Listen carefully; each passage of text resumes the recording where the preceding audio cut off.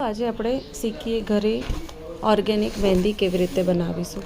જટામાસી powder, ભાંગરો powder, amla powder, reetha powder, indigo powder, shikakai powder, rosemary, brahmi powder અને બીટનો પાવડર। આ બધા જ પાવડર લઈ લેવાના છે અને કલોંજીને મેં શેકી લીધી છે અને ત્યારબાદ આવી રીતે પાવડર ક્રશ કરી લીધો છે। આવી રીતે બધા જ પાવડર લઈ લેવાના છે અને અડધી વાટકી મહેંદી લેવાની છે। આપણે રોજ શાકભાજી બનાવતા હોઈએ છીએ, એમાંથી જે બી વેસ્ટેજ નીકળે અને જે બી કઠોળ બનાવતા હોય એનું પાણી જે બી નીકળે આવી રીતે 2 દિવસ, ગરમી હોય તો એક જ દિવસ સ્ટોર કરવાની, વિન્ટર હોય તો તમે 2 દિવસ સ્ટોર કરી શકો છો।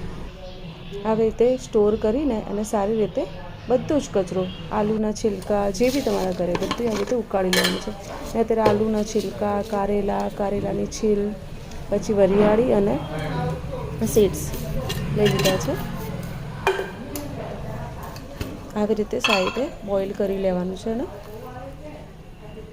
બોઇલ કર્યા પછી મેં ચાયની ભૂક્કી નાખી છે એની અંદર।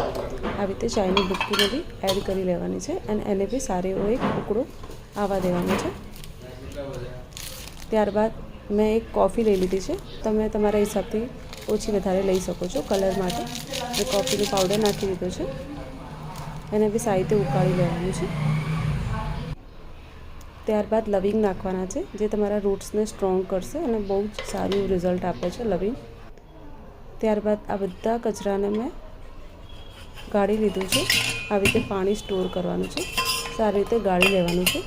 આમાં તમે જોઈ શકો છો કરેલાના છિલકા, કરેલાના બીજડા બધું જ મેં નાખીને એક દિવસ સ્ટોર કરીને આને સારી રીતે ઉકાળી લીધું હતું અને પછી આવી રીતે છાણી લેવાનું છે। ઓવરનાઇટ રાખીને પછી છાણવાનું છે, એક રાત આખી રાત તમારે રાખી મૂકવાનું છે।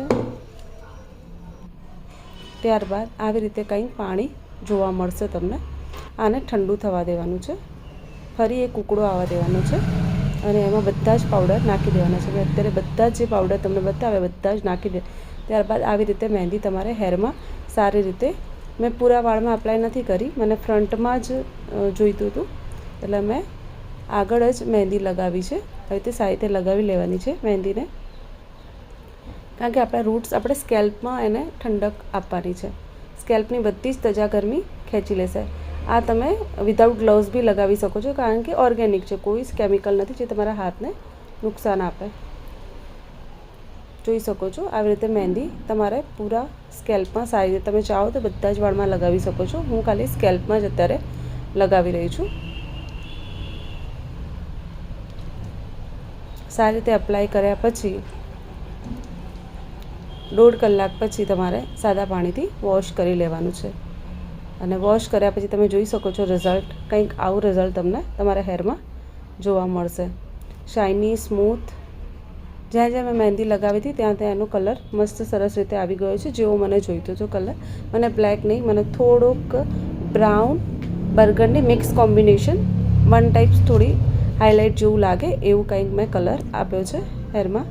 અને આ ટોટલી 100% ઓર્ગેનિક છે, કોઈ જ કેમિકલ નથી અને આનાથી હેરની હેલ્થ બહુ સ્ટ્રોંગ થાય છે અને સ્કેલ્પમાંથી બધી જ તજા ગરમી રિમૂવ થાય। તમે જોઈ શકો છો બેબી હેર બી સારા એવા કવર થઈ ગયા છે।